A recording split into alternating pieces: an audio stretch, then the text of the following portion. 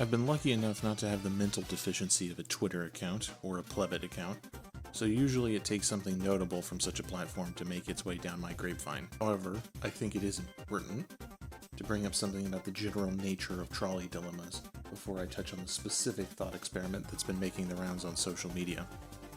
I'm not going to waste your time explaining what is or isn't a trolley dilemma, other than to say that if you don't know, just go and find some video essays on it. There's like a bazillion of them. Alright, you're back? Good. Because this is the problem. Most trolley dilemmas suck. They suck for two primary reasons. One, they assume the participant has full foreknowledge of all outcomes.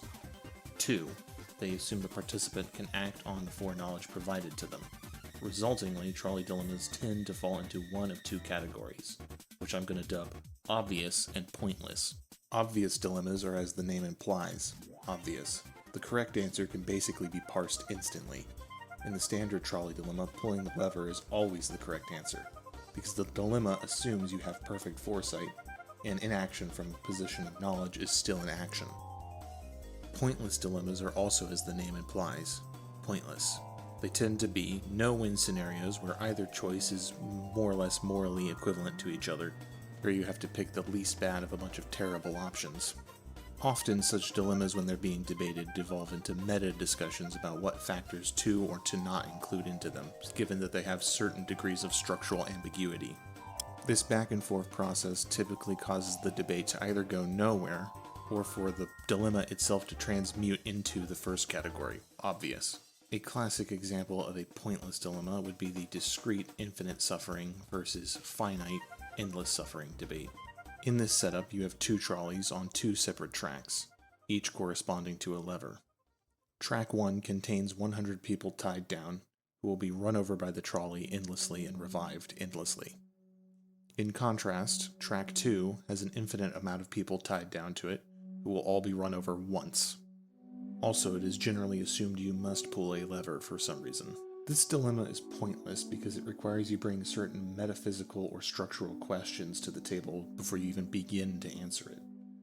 Is there literally an infinite amount of people on Track 1? How fast is it even killing those people? And what happens after it's done killing all 8 billion people on our planet? Does it just start materializing new people to kill? How does that even work? Or metaphysically speaking, are we assuming rational materialism or a more spiritual worldview? Is there an afterlife or not?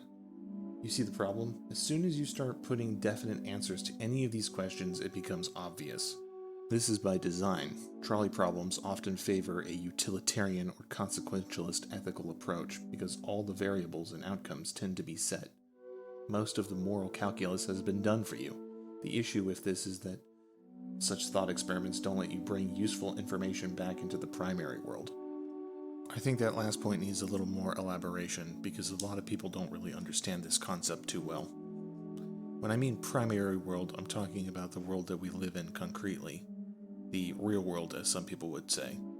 In contrast, when you're devising a thought experiment, what you're really doing is creating a secondary world. One that is similar but not quite ours, as thus it plays by different rules and tends to have set variables or conditions which our world wouldn't adhere to.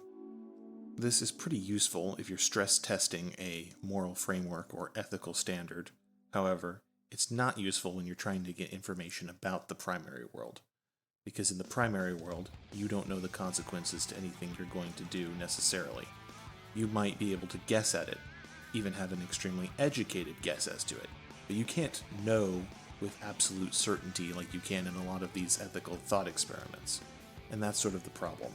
They favor consequentialist and utilitarian thought because they're kind of designed to support those worldviews.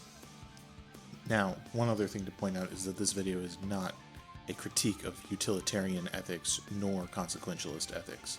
Although I take a good deal of umbrage with those ethical systems, that would be a bit beyond the scope of this video. Now that we have the preamble out of the way, I think we should finally address the actual question, the red versus blue button debate. Obviously, my audience should probably know what it is already, however, I will outline it. Everyone is presented two buttons in a sort of private poll. The red button guarantees your survival if you press it regardless of what anyone else presses. The blue button, meanwhile, requires that more than 50% of everyone presses it. Otherwise, anyone who presses the blue button dies. Now, if your moral heuristics are operating correctly, or you have any sense for game theory, then the answer should be obvious to you. That you should always pick the red button. There is no intrinsic incentive in which you should consider pressing the blue button. It is a pointless risk. Now, there is a quote-unquote reason you could press the blue button, which is that you assume other people are going to press the blue button, and by pressing it, you are increasing the odds of their survival. However, that's kind of nonsensical if you think about it, because you can't actually guarantee that over 50% of people are actually going to press the blue button. You don't have the power to really make a difference in that area. Really, what the blue button is doing is using acausal emotional blackmail to get you to press it. Now, I can already see people in the comments section protesting this assessment. They'll probably say stuff like, what about blind people? Or what about colorblind people? Or what about babies and children? Or what about people who can't understand the question? And yes, on the face of it, this does sound like a strong rebuttal. However, it surreptitiously introduces elements that were not originally outlined in the scenario, thus making blue seem more appealing than it might actually be. And that really gets to the crux of the problem. What factors are we allowed to include or not allowed to include? If we're including babies into the question, does that include the unborn? If not, then why? Why are we assuming blind people or colorblind people won't know what each button does, irrespective of their colors? If it's a private vote, then how are you actually coordinating with people? Is there a period of time in which you can coordinate with people? And if so, how long is that period of time? If coordination is in fact permitted, and you have a period of time in which you can coordinate, what's stopping bad actors from also coordinating against you? I mean, let's be real, there are very powerful, very real people who have expressed Malthusian and anti-natalist positions. Wouldn't this be a great time to play Thanos and get as many people as possible to press blue, but just shy of 50%? I mean, I could certainly see it. You would also have to worry about coordinating with state-level actors. Places like China or Russia might not be terribly cooperative if you're trying to get everyone to press blue. In fact, they might have vested interests in not pressing blue. Isn't the problem obvious at this point? Before we can even discuss which button to press, we have to include or exclude external elements. And at any point along that discussion, I can agree or disagree as to what elements should or shouldn't be included. As far as I'm concerned, in its intellectual pure form, there's no reason to ever press blue. But even if we include externalities, it's kind of presumptuous to assume that all externalities support blue, or make it favorable. And I think that's my overarching problem with this dilemma and the question itself, because it feels less like an actual dilemma and more like a political and/or emotional Rorschach test, designed to get something out of the audience rather than actually bring meaningful information into the primary world, or to bring up an actual intellectual discussion or a philosophical discussion on the nature of morality. The green button or the brown button? Which one is moral and which is which? If I don't pick one quick, the pressure's gonna make me brown my shorts. Proceeds to virtue signal about being an altruist and pressing the death gamble button. Actually press the red button. Episode ends with the background characters all dropping dead, like GTA characters after you do a kill-all debug. So far, I've been framing the discussion primarily in terms of game theoretics, as in plotting the reward/risk matrix of either decision. However, you could say that I've fallen something into a trap, purely viewing this in a cold utilitarian means, going with the option that I think is the most efficient, rather than one I think is morally correct. I of course think it is the most efficient to go with red, and I'm not particularly convinced or swayed by blue. However, I will concede that morality is not necessarily always a part of logic, and while I think the logic is itself irrefutable, I will, for the sake of argument, concede that point and take a completely different tact on the matter, which is to say I am going to view this from the law of beneficence, as opposed to game theoretics. Contrary to what the name might imply, the laws of beneficence are not a body of injunctions, rather a set of moral observations by C.S. Lewis. They more fall in line with Kantian or natural law ethics, as they are more or less observations of universal precepts as opposed to, as stated before, a body of injunctions. Nor do I think that C.S. Lewis was the first person to observe this law, so to speak, although he was probably the first that I'm aware of to put it down in a written form, although I probably need to go over and reread some of Kant's work to see if he didn't bring up something of a similar nature. Anyway, the laws of beneficence were written down in Why I Am Not a Pacifist by C.S. Lewis. End quote. You cannot do simply good to simply man. You must do this or that good to this or that man. And if you do this good, you can't at the same time do that. And if you do it to these men, you can't also at the same time do it to those. Hence, from the outset, the laws of beneficence involve not doing some good to some men at some times. Hence, those rules which, so far as I know, have never been doubted. That we should help one we have promised to help rather than another, or a benefactor rather than one who has no special claims on us, or a compatriot rather than a stranger, or a kinsman rather than a mere compatriot. And this, in fact, most often means helping A at the expense of B, who drowns while you pull A on board, and sooner or later it involves helping A by actually doing some degree of violence to B. And this is really the biggest problem I have with the blue button and those that presuppose it as being the correct choice, because itself presupposes that you have a moral obligation to people you don't actually have one to.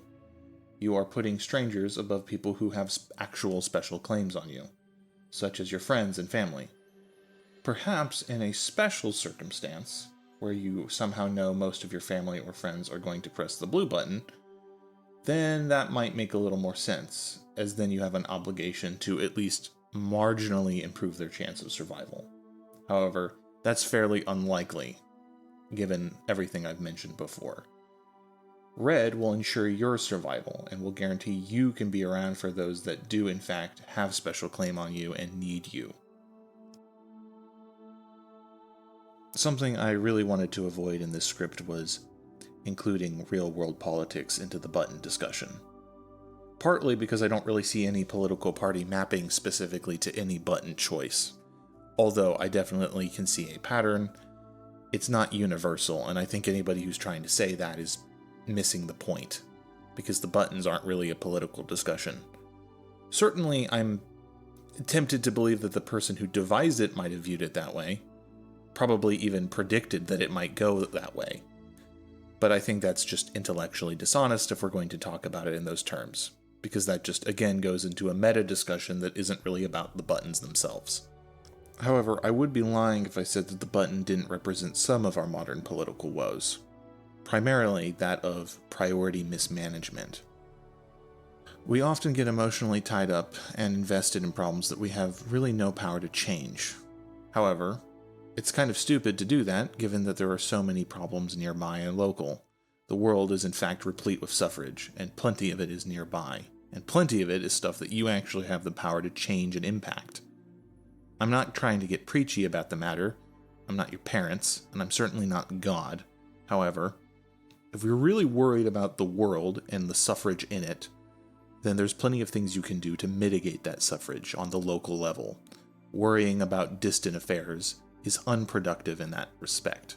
Unless, of course, you're actually the kind of person that's flying abroad and digging wells in Africa and actually helping people out in those circumstances. To you, I say that this video isn't really for you, or at least this part of it isn't for you. You're already obeying your consciousness to the highest level you can.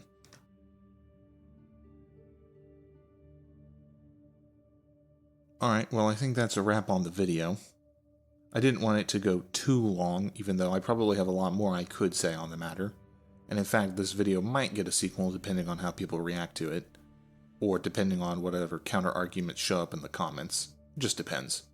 However, talking about the channel in general, I only have one other video on it. Of course, there are those that might be familiar with my blog, which I have a lot more posts about.